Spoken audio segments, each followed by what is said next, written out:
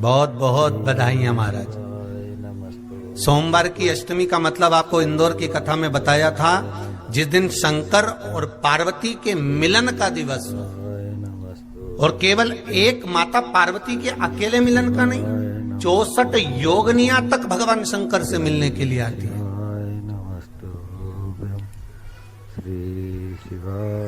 64 योगनियां।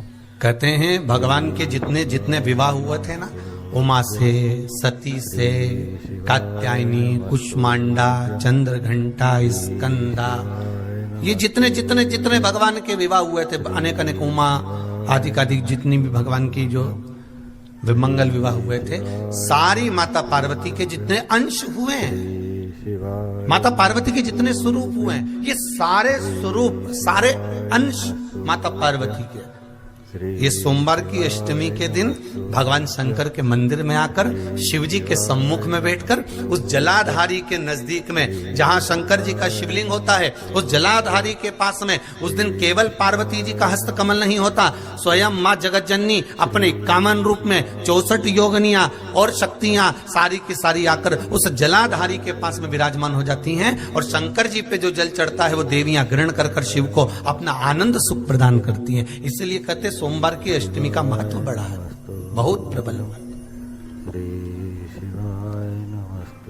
बाबा की कृपा है, शिव की कृपा से, भगवान शंकर की कृपा से ही सब कुछ आनंद में हो।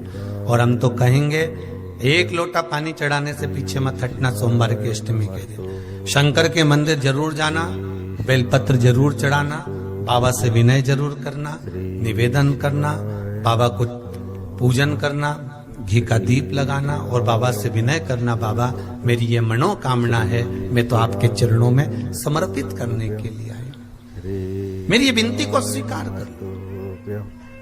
श्री शिवाय नमस्तुभ्यं, श्री शिवाय नमस्तुभ्यं। बहुत तकलीफ है और नहीं हो रहा काम, बहुत दिनों से लगे हो, नहीं हो रहा, हरा मूंग ले जाओ।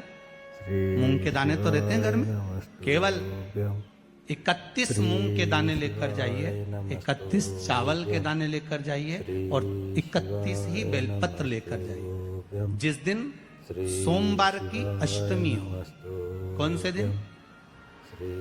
सोमवार की अष्टमी हो, उस दिन शंकर जी के मंदिर में जाओ, 3 चीज लेकर जाओ, मूंग के दाने, चावल, चावल जो 31 लेकर गए हो, अपनी कामना कर कर शंकर जी की देहली पर रख दो, चौखट पर, कहीं पर भी एकांत में उसको रख दिया। मूंग के जो दाने लेकर गए हो 31, वो नंदी के पास में, जो नंदी का पांव ऊंचा रहता है उस पांव के पास रख दीजिए। और जो 31 बेलपत्र लेकर गए हो, वो 31 बेलपत्र अशोक सुंदरी वाली जो जगह है, आपको पहले बताया है कथा में, अशोक सुंदरी जी का स्थान।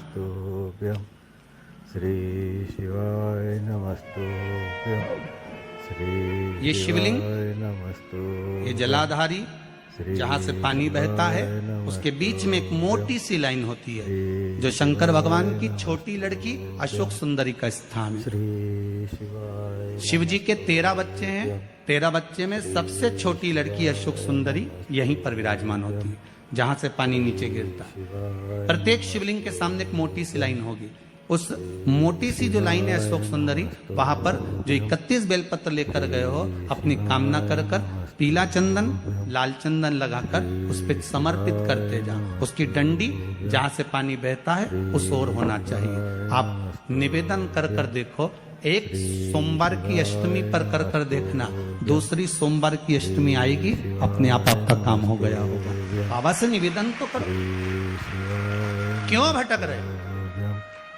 श्री शिवाय नमस्तुभ्यं, और धतूरे का फूल, श्री शिवाय नमस्तुभ्यं, श्री शिवाय कांटे वाला नमस्तुभ्यं, धतूरा, और उसमें लगने वाला एक पुष्प। आस्था चैनल पर आप लोग देख रहे होंगे धतूरे के फूल का दृश्य।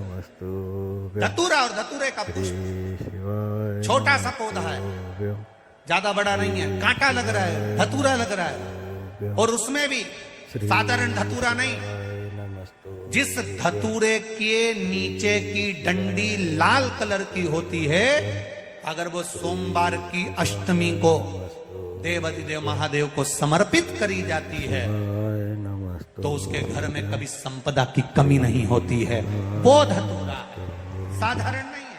श्री शिवाय नमस्तु धतूरे में भी लाल डंडी, जैसे धतूरा गोल होता है उसके नीचे एक छोटी सी डंडी, देखा है आप लोगों ने? श्री अरे देखी कि नहीं देखी बोलो? धतूरा देखा है ना?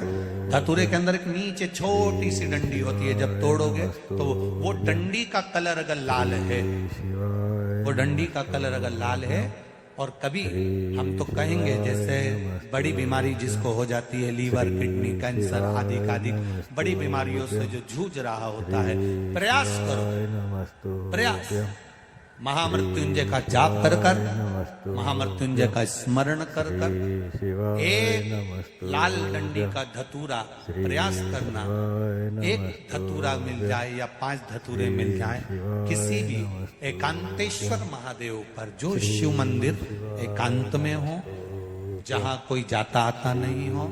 वैसे तो अब बहुत मुश्किल है कि ऐसा मंदिर मिल जाए जहां कोई जाता आता नहीं हो। पहले की बात दूसरी है, अब बात दूसरी है। शिवाय नमस्तु फिर भी कहीं आप रोड पे से निकल रहे हो, एकांतेश्वर महादेव अगर आपका दिख जाए, बहुत बीमारियों से ग्रसित हो, तो भी महामृत्युंजय जाप का स्मरण कर कर या किसी विद्वत ब्राह्मण जन से महामृत्युंजय मंत्र का जाप कराकर या भगवान शिव के मंत्र का जाप स्वयं कर कर, वो भी ना बने तो पंचाक्षर मंत्र नमः शिवाय, षडाक्षर मंत्र ओम नमः शिवाय या श्री शिवाय नमस्तुभ्यम जप कर वो लाल डंडी का धतूरा 5 एकांतेश्वर महादेव को आप समर्पित कर सकते। रोग थम जाएगा, जो दवाई खाओगे वो शरीर को लगना प्रारंभ हो जाएगी और आप स्वस्थ होना प्रारंभ हो जाएंगे। अगर बड़ा रोग, श्री शिवाय एक बात अपने जीवन में उतार कर रखिएगा, श्री शिवाय सोमवार की अष्टमी, शिवरात्रि नमस्तु या सोमवार, श्री शिवाय प्रदोष नमस्तुभ्यं बन सके तुम्हारे पास में शिवालय हो या बेलपत्री का वृक्ष, नमस्तुभ्यं वहां श्री शिवाय दीप दान अवश्य करना चाहिए।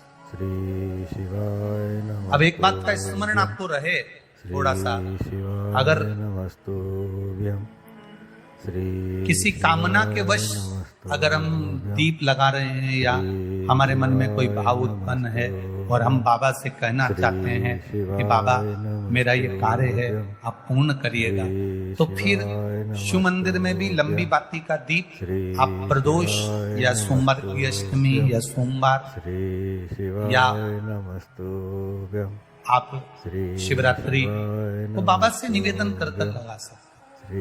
हाँ, विशेष जब कोई एक बहुत बड़ी बात हो और आपके कार्य में कहीं अटकल हो रही हो, तो एक ही दीप में 2 बातें, शिव और शक्ति, लंबी बाती बनाई, शिव और शक्ति के नाम से 2 बाती एक साथ एक दीप में भी लगा सकते।